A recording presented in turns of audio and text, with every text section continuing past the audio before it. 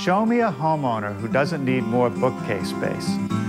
Often the pieces you buy don't fit in your space. We'll show you a library system that looks custom-made but can be fabricated in the shop to fit in any suitable space. That's next, right here in the New Yankee Workshop. Funding is provided by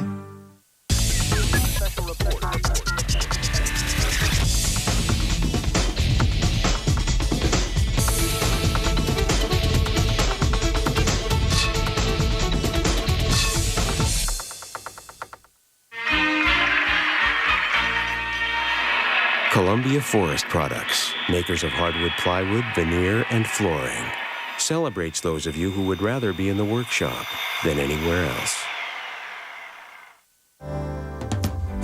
It may not look like a power tool, but Minwax's rich wood stains and clear protective finishes are made to give you the power to turn a house into a beautiful home. Minwax, making wood beautiful for 100 years.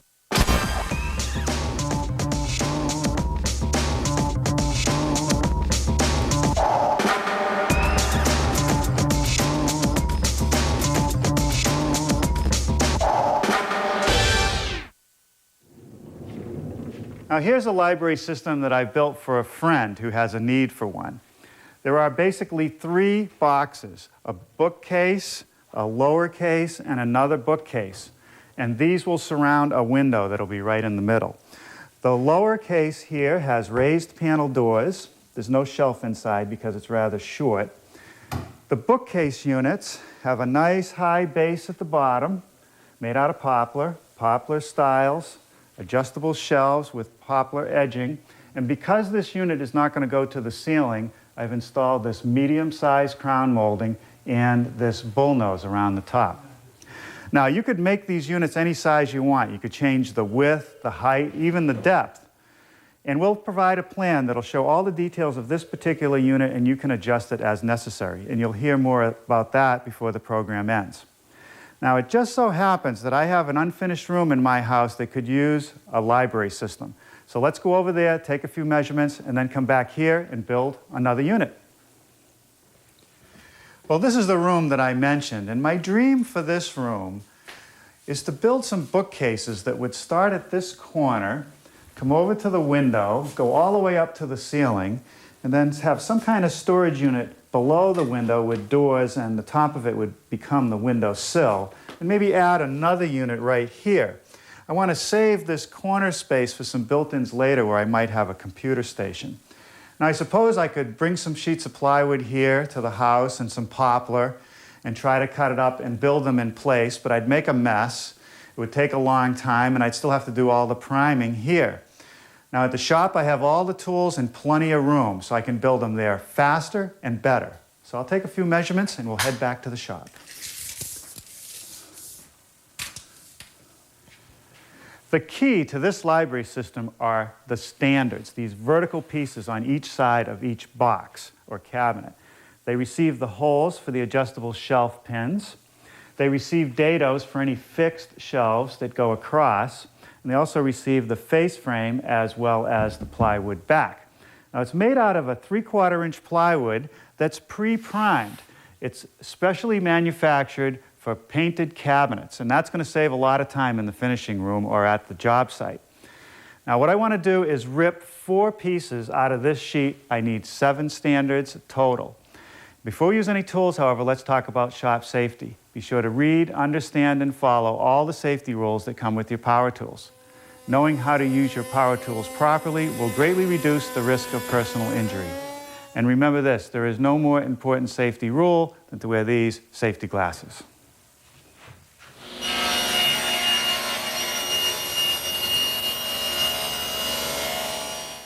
Well, let's take another look at the prototype.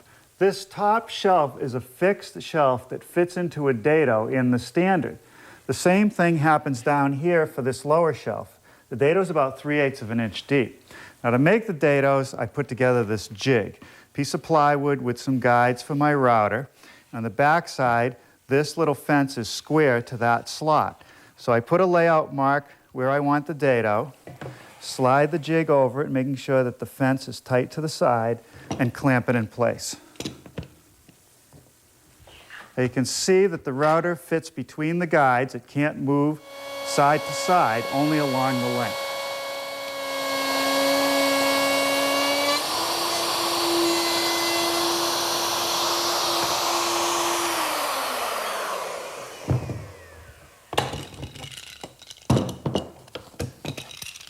That's all there is to it. I removed the shelf that goes under the window on the center section so I could show you that. There are two standards. Each has a dado at the bottom for the fixed shelf, but a rabbet at the top to receive these cleats. And I can make the rabbet with the same jig and router.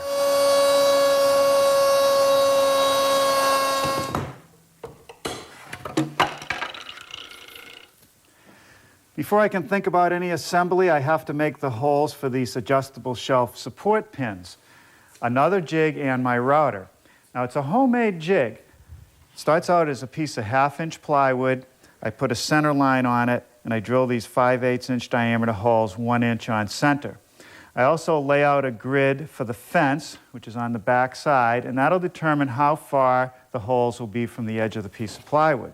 So here, I bring it to the edge, line it up with my center mark on the height, and clamp the jig in place. Now to make the holes, I use my router, which has a collar that's the same size as the holes in the jig, and a 1/4-inch spiral bit that fits the size of the pin of the supports. And it's just a matter of drilling the holes. Now I'm going to do every other hole.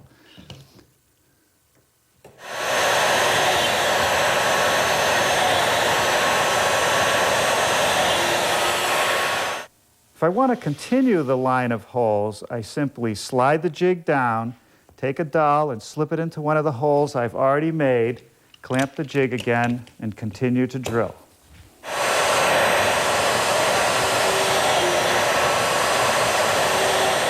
Now I'm sizing a piece of plywood for the back of the cabinet. It's a 1/2-inch thick.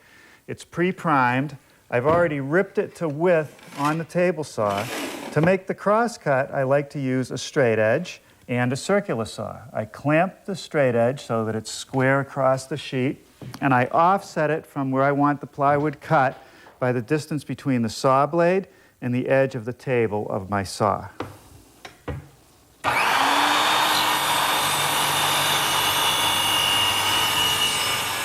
Each standard needs a rabbet down the back edge to receive that 1/2-inch plywood back. To make the rabbet, I'm using the stacked dado, the sacrificial fence, and I have this feather board to make sure that the stock stays tight to the table as I push it through. Now at this point, there's no reason not to start some assembly. And here's one of the cross pieces, or fixed shelves cut to length. And that should slip right in there, and I want to make sure that it's flush to the front so that my face frame will fit. Then I'll take this square and just make sure that that's in the proper position. And I like to use brads, 1.5-inch brads just toenailed through that dado in the shelf. Now, it takes a little getting used to putting these toenails in. If I angle the gun too far, it'll blow through the other side. But it's a much more effective way of connecting parts like this. If I were to nail from the outside, the nail would simply go into the end grain. It could easily pull out. By crisscrossing these toenails, I get incredible strength from the nails, and they're making a stronger connection into the wood.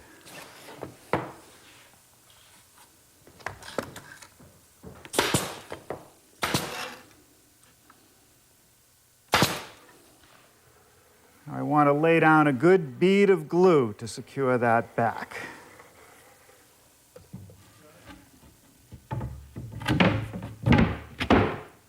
Okay, and then I'm going to start along the bottom edge of this lower shelf. Okay, I want it to be as flush and even along the bottom. Well, we're certainly gaining on it. 1 down, 3 more to go. Okay, mission accomplished. I completed building the other 3 boxes, and I've set them up here as they will appear in the room. The next thing I want to do is work on the face frame. And the key here is to execute a face frame that'll make the unit appear as a custom unit rather than individual units put together where you'll see seams between the individual parts. So we're going to use 3/4 inch poplar for all the face frame parts, and I want to start explaining some of them. On this edge, I will permanently install a stile with glue and nails flush with the edge. Here, I will do the same, except I will add a piece that'll be 1 inch wide to conceal this edge. We'll repeat that here. We'll have a center stile here, which I will install only on one of these cabinets, because you have to remember, I have to be able to take this apart to move it to the location. And then over here, I will make a wider stile, so I have a 1/2 inch scribe for the plaster wall. Now, before I can start putting any of the face frame pieces on, I have to assemble these units, and I'll do that with some screws. And that way I'll be able to take it apart later. Let's see how we're doing here. This 2-inch stile is going to run the entire side of this cabinet, flush to the edge, and I'm going to glue and nail that in place eventually. But first, I want to add this 1-inch strip, which will cover the edge of the plywood on this center unit.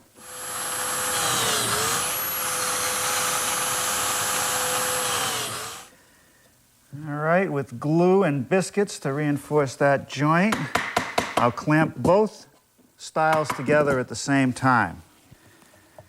Now that should do it. We'll let that set for a couple minutes. Well, here's one of those stiles that I just made, all dry and sanded smooth. This one goes on this side. Up here at the top, I'm going to need a rail. That's this piece right here. It's cut to length so that the stiles are flush with the sides of the case. And I want to assemble these pieces before I glue and nail them to the box. I'm going to join the rails and stiles together with pocket screws. To make the pockets, I'm going to use my bench top pocket cutter. It's really made up of 2 tools. There's a router that cuts the slot and a drill that makes the pilot hole.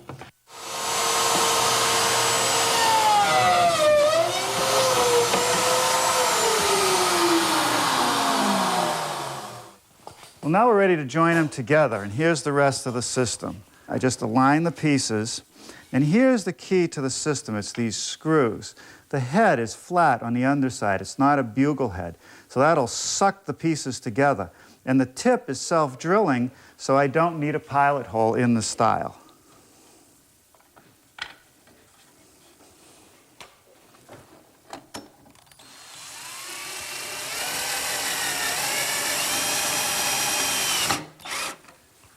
All right, I'll set that aside and start to apply some glue.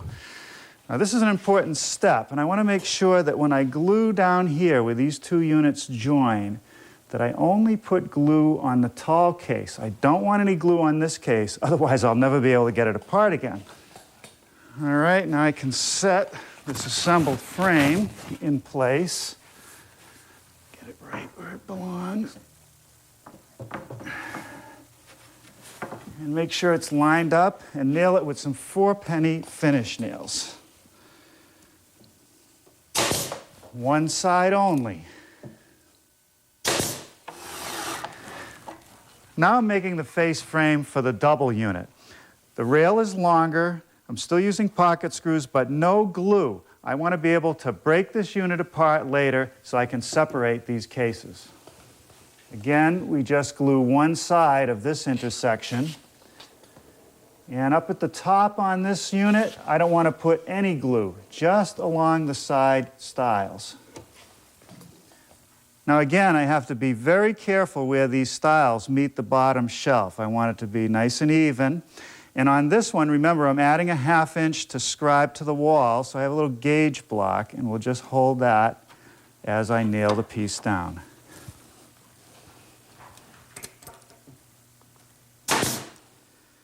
Now for this center stile that covers the edges of the 2 adjoining cabinets, I can glue it to one side or the other, but not both.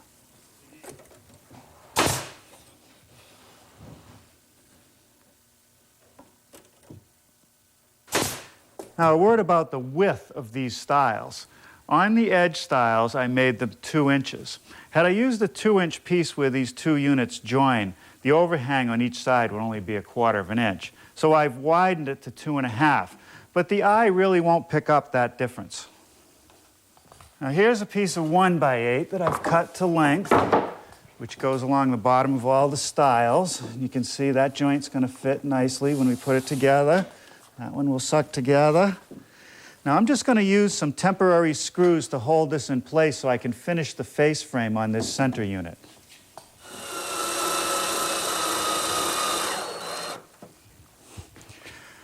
Now here's the top rail of this center cabinet, and I'm going to cut some pocket screws in the underside so I can attach it to these stiles later.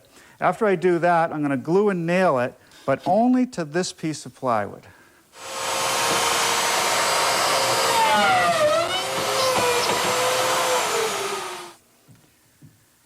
Now when I set this rail in, I want to keep it flush with the top of this stile.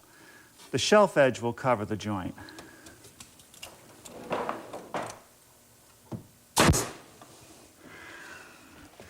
Okay, now I can take that piece, slide it between the base and the top rail, and attach it with some screws. And now you get to see what the piece is beginning to look like.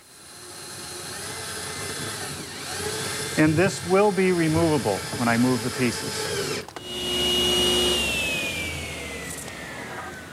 Now this piece of 3/4-inch plywood is going to be for the top shelf of this center unit. Now, I want to treat this plywood edge, so I'm going to take a piece of 7/8-inch poplar and nose it.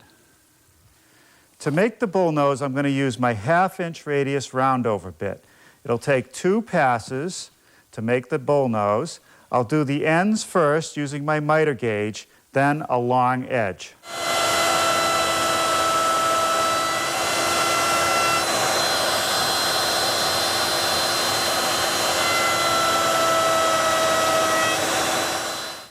To connect that bull nose to the shelf, I've made some slots for biscuits, rolled on some glue. Now I'll slip the piece on and clamp it in place.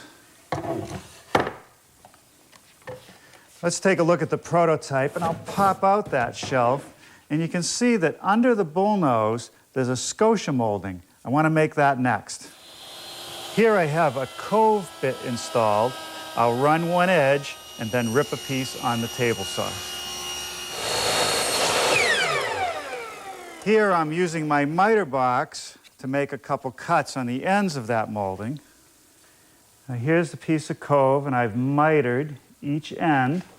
Now I'm just putting on a little bead of glue, and I'm going to line it up with the back side of that nosing piece and tack it with some brads.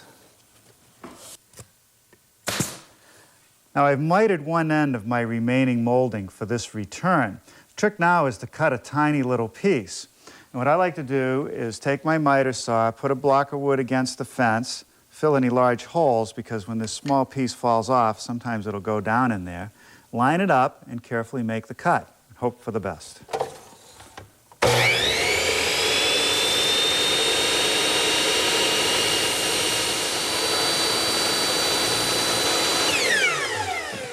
There it is.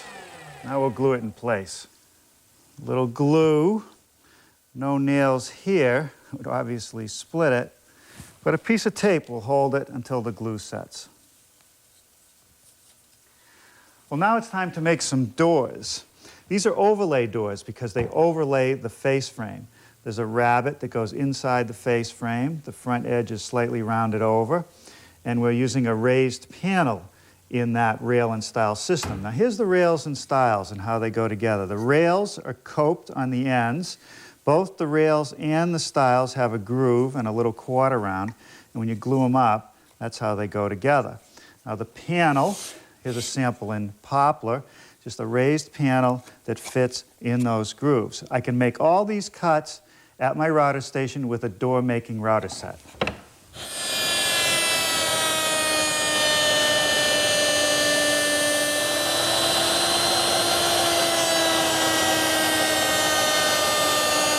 Here are the blanks that I've made for the field, or the raised panel, made out of MDF.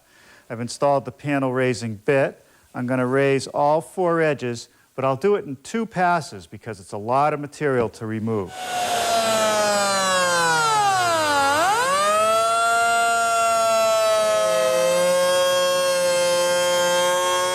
Well, now we're ready for a little assembly. Some glue at the end of the coped pieces and in the grooves. The panel goes in dry.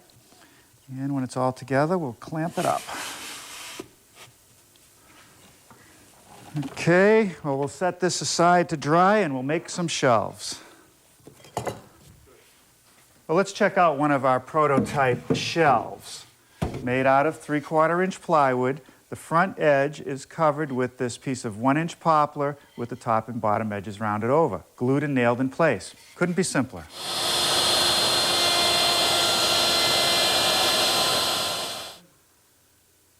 All right, a little bit of glue. Just spread it out with my roller. And then I just take that trim piece and attach it with some 4-penny finish nails. We have 2 more operations to do on the doors. The first is to round over the outer edge with a 3/8-inch radius router bit. With the router table set up with a 3/8-inch rabbiting bit, I can rabbit all 4 edges of the back side of the door. These hinges are made for this type of application. You can buy them at your home center or through a mail order catalog. They fit neatly into that rabbet, get screwed to the door, and this part gets screwed to the stile, and all you see in the end is the knuckle of the hinge. Well, there it is. One library system. Well, almost. We'll take it apart, bring it to the job, put it back together, and put a cornice around the top. I'm going to start by installing this cabinet, which I'm going to scribe to this wall. So the first thing that I did was establish a plumb line, which is the width of the cabinet, and then I put some offsets 1 inch away.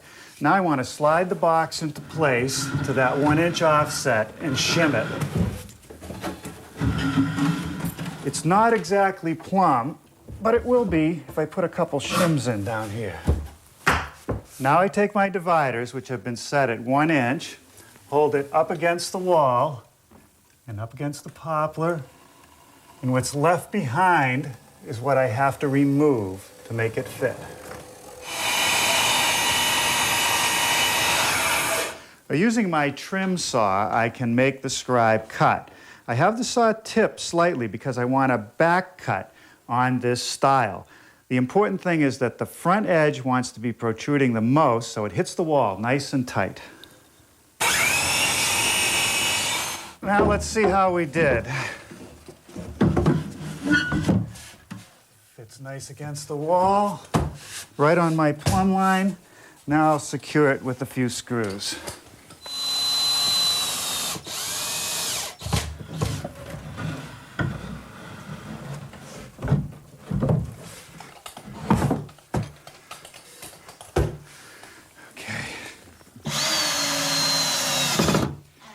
Well, we're gaining on it now.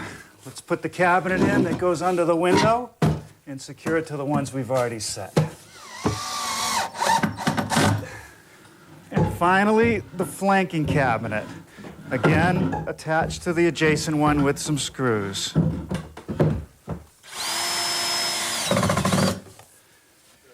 Now for this shelf that goes under the window. Every window is going to be a little bit different. I had to add this piece to fill the gap so it would be nice and tight to the window. Now for the top rail on this side. I've added some glue blocks behind the end stiles because I won't be able to use the pocket screws that I used in the shop. Now I'll just nail it in place. So we'll get it set and secure it with some finish nails.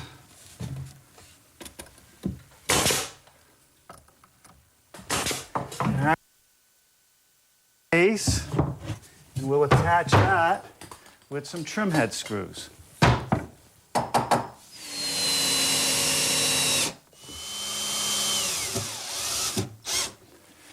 Okay, that takes care of reinstalling the doors. Here I'm using a 4.5-inch crown molding to fill the gap between the top of the case and the ceiling. Eventually, I'm going to run this molding all the way around the room.